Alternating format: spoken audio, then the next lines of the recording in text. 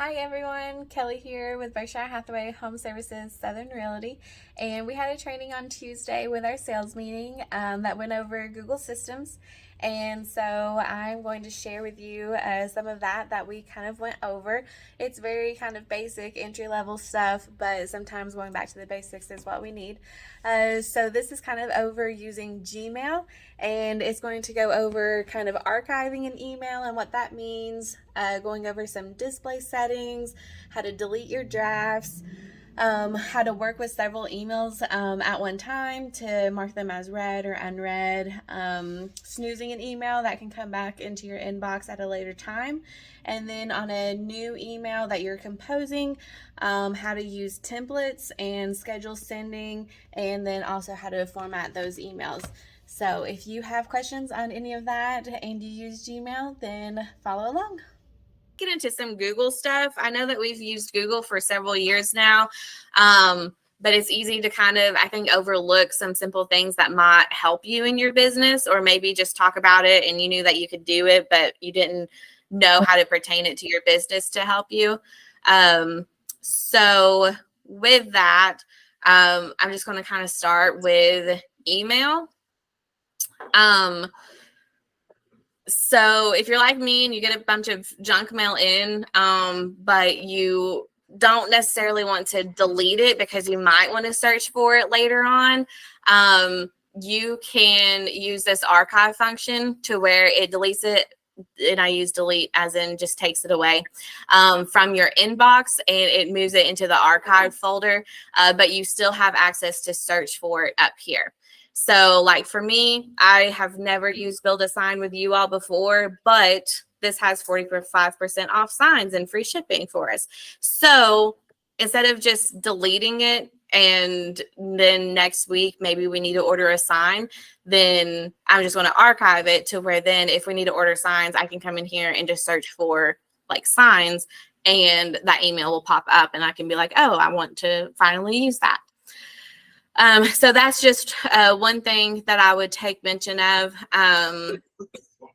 Another one is you can have this kind of laid out a whole lot of different ways. You can kind of configure it different ways. You can kind of see what those are over here.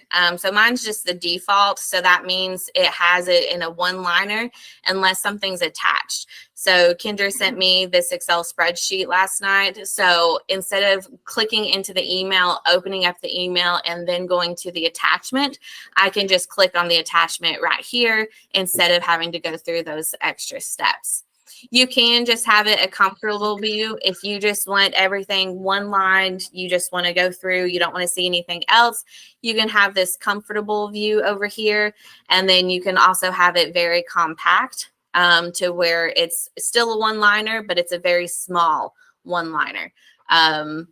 Just personal preference on what that you like to view. I like big letters and I like just being able to click on my attachments though. So I have it like that. You can also to kind of rearrange how your inbox is laid out. Mine's just on default. I don't think I've ever changed this. You can have it to where your important emails come in first. Important is this icon right here. So if you just kind of click and hover over to it, it says click to teach our email that this conversation is important. That will mean that typically those from that people will be important in the future. So if you ever see that and you don't like it as important, you can always just unclick it and it is marked as unimportant then. So you can do important first. You can do unread first. So if you want to always, when you come into your inbox, you want to see your unread emails very first. Maybe you opened one on your phone, and then when you come over here, typically that one would still be open up here if you just looked at it on your phone and you just got it.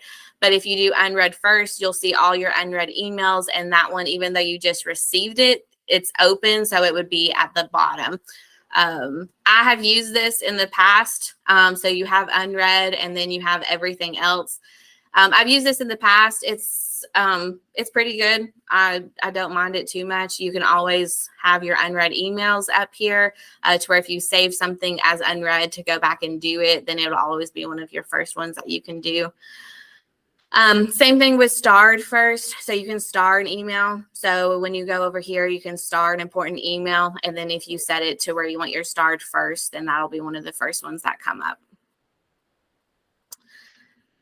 You can also split the view of it. I like mine with no split, but you can have it split to where your email that you open up is on the right, to where you can view the email plus have all your other emails over here. Again, just personal preference on what that you like to do with that. And you can have it split to where it's below the inbox too. What about deleting your drafts? Deleting drafts?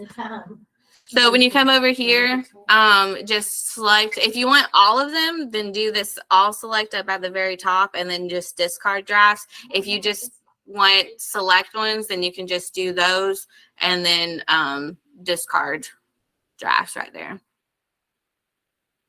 Same thing with your emails. So if you're wanting to work with several emails, then just hit the box to the left of it, and then you can archive them, you can delete them. You can mark them as read, or if they are read, you can mark them as unread. If you use folders, I'm not going to go into folders or kind of labels as that they call it in here, but you can also move it to that label if you want to.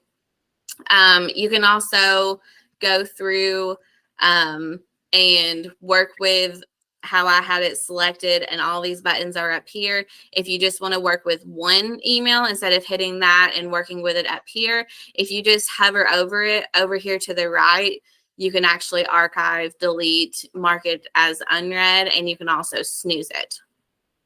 So snoozing an email takes it out of your inbox. You can still come up here and search for it if you want to search for it, but snoozing it allows it to come up and come back into your inbox for the date and time that you set it to be snoozed for. So like this email right here is one that I was going to go over with you guys in class or in training today because there's some CEs that's coming to Crossville actually. So core is coming the 24th of this month. We got social media journey coming in July, and then ethics is in August. So if you need CE credits, I would try to take these since they're going to be actually in Crossville and you won't have to drive. So for this one, I could have, instead of just keeping it as an unread email in my inbox, I could have snoozed it for like tomorrow at 8 a.m. If this was yesterday, it would have come up today at 8 a.m. and it would have been like it came into my email for the first time, and it would have kind of said snooze. I believe it says snooze. But it would have popped up to where I would have had that as a reminder of, oh yeah, I need to go over that with the agents then. I use that snooze function almost daily.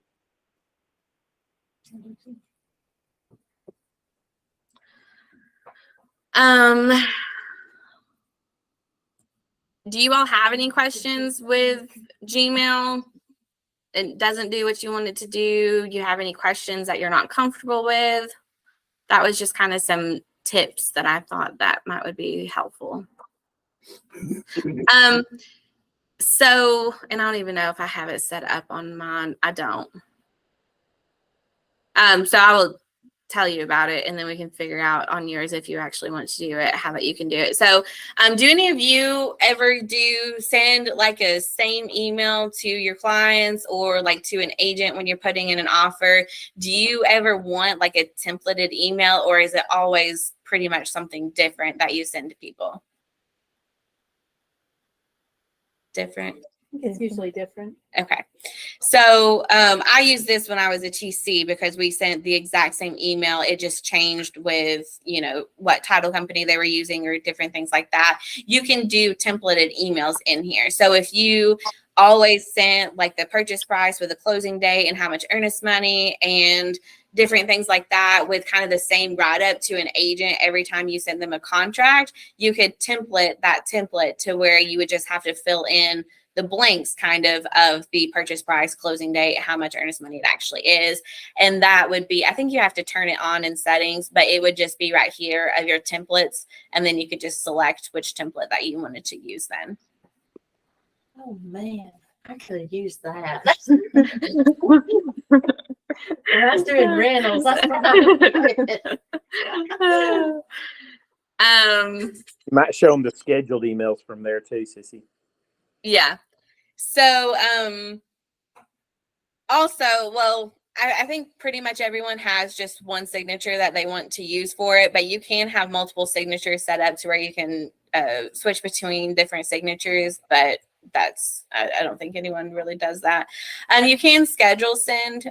So when you do that, it's like scheduling a Facebook post or something. You just schedule it for when that you want it to go out. I don't know, maybe you're sending an email to a client and it's 1 o'clock in the morning because you can't sleep. You can schedule to send it at 8 a.m. to where they think that you're up early working instead of late working. So whatever that you want to do. How did you get to this toolbar? Is that just your normal tool? Yeah, so I just did a compose over here Mhm. and all of that comes up. Oh, okay. That should be standard. If it's not on yours, then I'm not for sure how to get it up. I'll have to look into that. You can, if you're wanting, you can do different formatting options. That's what is up here. So you can bold some text, you can change the text color, you can highlight, you can do a numbered list, you can bullet stuff. So if you are sending over some information of a contract and you're wanting like the purchase price, closing date, earnest money, whatever it is, you can actually bullet those things to where it stands out a little bit more. You can do that too. And then obviously you can attach files, you can insert links, you can do different emojis. If you have a file in your drive, then you can insert it using this button right here. You can do images, pretty much everything like that. So.